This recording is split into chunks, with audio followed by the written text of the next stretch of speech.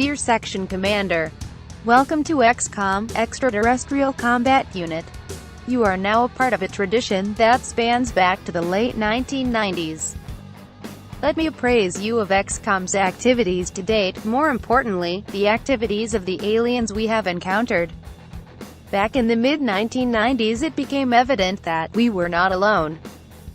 By 1998, UFOs began to land openly in rural areas. The aim of these early missions was the abduction of local inhabitants and animals. Our first military contact with the aliens led to the massacre of an entire squad. In November of that year, an emergency meeting was convened at the United Nations. As a result of that meeting, XCOM was established. In the following years, XCOM waged war against the alien menace.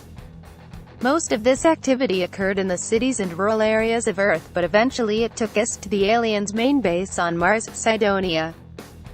Our victory at Cydonia saw the defeat of the immediate alien threat, but, in its turn reawakened a second of destruction that XCOM were later enlisted to counter.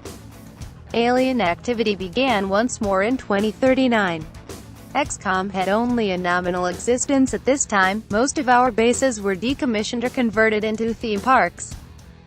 The call for the reinstitution of XCOM was led by the media after numerous ship and aircraft losses at sea. Years of recession and political feuding meant that funding from the world's governments was not forthcoming. We had to raise the money by alternative corporate means.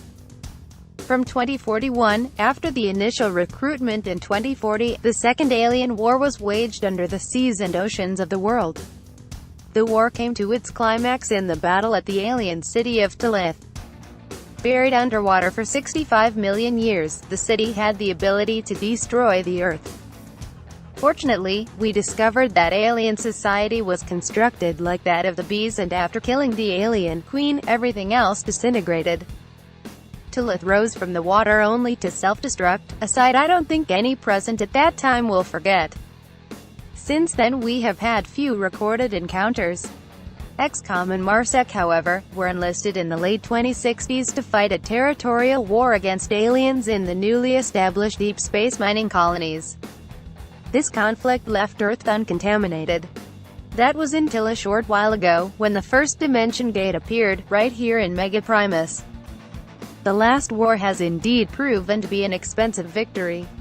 The contamination of Earth's atmosphere and the devastating climatic changes that ensued have affected everyone. Whilst many sought to leave Earth and colonize other planets, a self-sufficient, self-contained city was successfully constructed here on Earth and thrived under the hazardous toxic atmosphere that surrounded our home world. Megaprimus has already become an important historical achievement. Unfortunately, the last 4 years have seen this comfortable, low-cost lifestyle rapidly deteriorate. The social and physical fabric of our society has decayed at an alarming rate. Sociologists have been, as yet, unable to explain the cause of decay.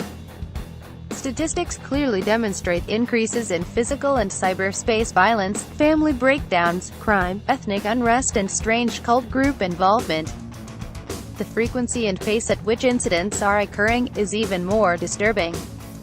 The concern of the citizens is evident.